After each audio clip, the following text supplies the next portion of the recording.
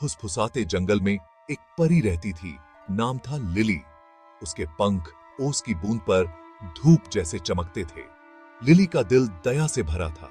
उसे जंगल और उसके सभी जानवर बहुत पसंद थे।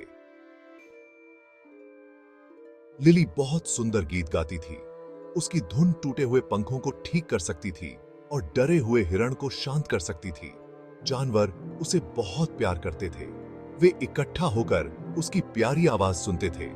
लिली जंगल को अच्छी तरह से जानती थी। वो हर छुपे हुए रास्ते और हर बोलने वाले पेड़ को जानती थी। फुसफुसाते जंगल में उसे कोई डर नहीं था, बस एक जादू था। हर दिन एक नया रोमांच था, खुशी और प्यार से भरा हुआ। राजकुमार अलेक्जेंडर रास्ता भटक गया था। वो फुसफुसाते जंगल में और अंदर भटकता चला गया। वो अपने महल से बहुत दूर था, अकेला और डरा हुआ। अलेक्जेंडर शिकार कर रहा था। उसने ये की एक शानदार 12 सिंघा का पीछा कर रहा था, लेकिन वो घने पेड़ों में गायब हो गया। अब राजकुमार अकेला था। ऐसा लग रहा था जैसे जंगल उसे दबा रहा हो।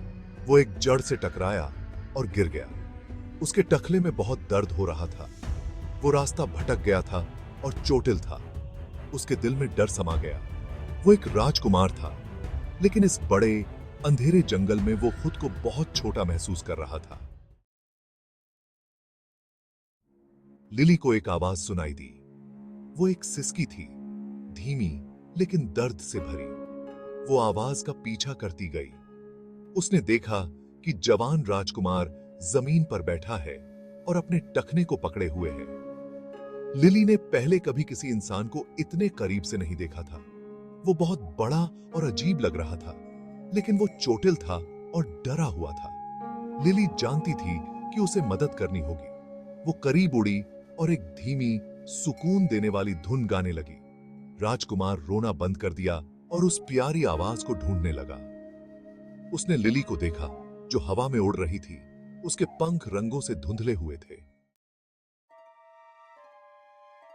डरो मत, लिली ने फुसफुसाते हुए कहा। मैं तुम्हारी मदद करने आई हूं। राजकुमार हैरान था। उसने पहले कभी किसी परी को बोलते नहीं सुना था, गाने को तो बिल्कुल भी नहीं। उसकी आवाज घंटियों की तरह थी, साफ और प्यारी।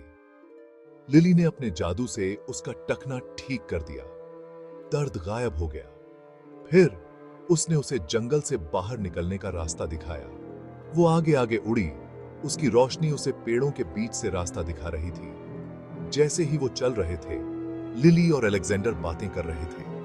उसने उसे अपने महल के जीवन के बारे में बताया और उसने उसे फुसफुसाते जंगल के अजूबों के बारे में बताया। वो हंसे और कहानियां साझा की। उनके बीच दोस्ती का बंधन बढ़ता गया।